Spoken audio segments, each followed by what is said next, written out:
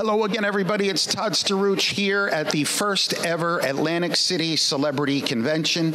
It is a fantastic day. The sun is shining here next to the ocean, and I am having a blast so far.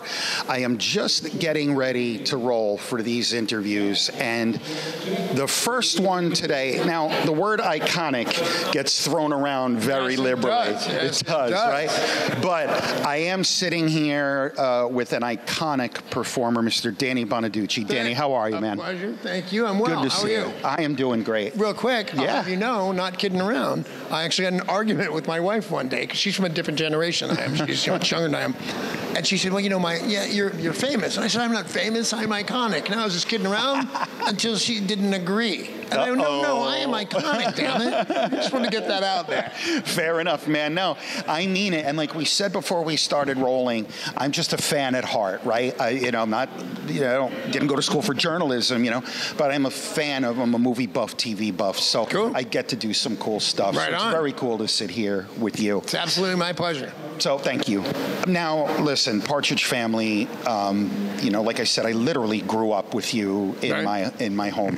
Does it surprise you ever, the longevity of the show and the fact that people still come out after decades to meet you? It surprised me when the show had been off the air a decade. By the time it's been off the air 40 or 50 years, it doesn't go away. So I don't want to say I'm used to it because it's a privilege. It's this whole thing is a privilege.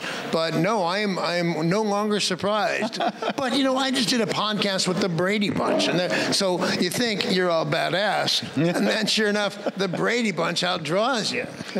Fair enough. I will tell you what. Now, though, I saw your shirt, and now that song is in my head, and it's done. Like it's an earworm, and I can't get rid of it. So thank you for that. I intended to just answer any questions, but now I got to tell you another story. See Bring the shirt? Yes.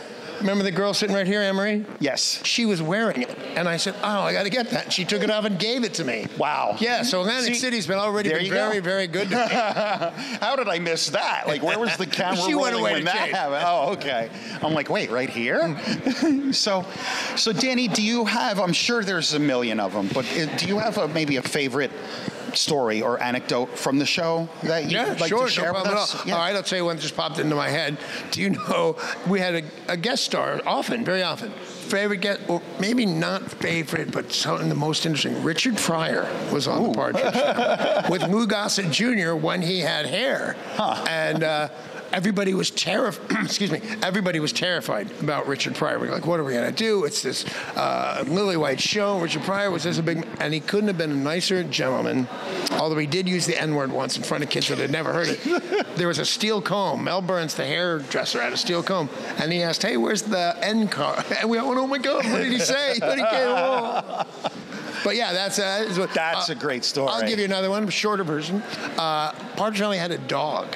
And if he ever comes up a trivia situation, ask this one. What was the name of the Partridge Family's dog? And the answer is Simone was the Partridge Family dog. It only made it in a few episodes because Simone left a little something on the floor one day. David Cassidy stepped in it. Last we ever saw Simone. Yeah. Bye, Simone. That dog is now in a shelter somewhere, right? Now, I would never have known that. Yeah, no, Simone like the dog. Brady Bunch's dog, Tiger. Everybody knows that, right? But I had no idea. The Lone Ranger's horse, Silver, if I'm not mistaken. The Lone Ranger's nephew's horse. Really? That's from A Christmas Story. No, come on, give it to me. You brought it up and don't know the answer? I brought it up, and now I blanked on the answer. We'll have to edit this out. No, you're allowed to look this way. Oh, my God. And I see the scene in my head when the mother says the name. Help me out, Danny. Oh, I don't know the answer. I did not let you sit here. He's looking it up on his phone. Like,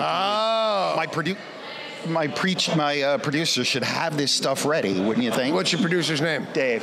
Dave, for God's sake, I'm growing old here. The Lone Ranger's nephew's horse.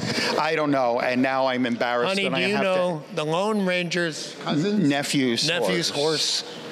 Can you find out faster than Dave? It's from the movie. Dave's been drinking all night. Look at him. It comes up, So, Danny, you've had, obviously, the Partridge Family, like, we immediately associate, with you. But you've had, a longer, you had a long and storied career. Longer than Partridge? After that. I'm sorry? Yeah. Victor. Victor. Of course it's Victor. All right. So where were we? Oh, yeah, Great. we're talking about how great I am. But it was a crossword puzzle, and the category was great characters of American literature. And she's like, the Lone Ranger's nephew's horse? Wow, that's a big one. So, Danny, I almost don't really know where else to go, but of all the other things you've worked on, do you have a particular personal favorite role? Yes, I have a couple, but first we'll go back to a couple of my first ones. They're not even, I'm pre-Partridge Family. I did 2 episodes of Bewitched, and not only was that super cool to do, and I didn't know how flattering it was then, but they brought me back to play a different character. They don't usually do that. Right. Once you're on the show, you can't. You're done. No, yeah. They brought me back, and I did it again. And it helped. My dad worked at the Philadelphia Zoo, and I am one of two people in the world I know that have been bitten by 2 different chimpanzees. One at my dad's work. There's a claim to fame. And the episode of the Bewitched I did, I was walking around a chimpanzee who was really a warlock in disguise, and the friggin' thing bit me. So that's 2 right there. Wow. And I also like my daytime talk show, the first one, Danny. Yep, I remember that. Yeah, I did a couple episodes of Chips where they. I was so violent in this one scene. They drew a handgun, which seemed perfectly reasonable. And then after that was done, they said, "Oh, they've never done that before or since. There's a rule. We don't draw our handguns." So yeah, not bad. I think about that a lot of those 80s shows and stuff that I grew up with, like particularly the A-Team, right? Yeah. They would fire 7 million rounds of ammo, but no one would ever get hit. Get killed, right? Because you just couldn't. You didn't want to do it. On the huge car crashes, right, they'd usually show somebody crawling out of the wreckage. There was one episode where a helicopter slammed into a mountain and the guy crawled out of it. I'm like, all right, I want whatever he's wearing, I want that. I'll have what he's having. So, Danny, one last question before I let you go. As a child actor, what advice would you have to future actors, trying to come up to avoid some of the pitfalls? I will tell you this, no problem, because I have given it some thought. And the one thing you do is just don't give up ever. There's 3,000 registered actors for 300,000 parts. It's going to be very, very difficult to get a job, but don't give up. You'll get it. And the other one is, teach your kids to invest. Teach them about money. If you want to take them out, that's all great. I love being an ex-child star. I like to be a child star more, but I love being an ex-child star, but it would have been nice if I'd banked the money. Luckily, I've had a long and storied career, so I'm doing okay, but that was what I would say. I would say teach them about money. Fantastic. Danny, thank you so much for a few minutes of your time. Absolute treat. It was a thrill for me. It really was. Dave, sober up next time, all right? Yeah, listen.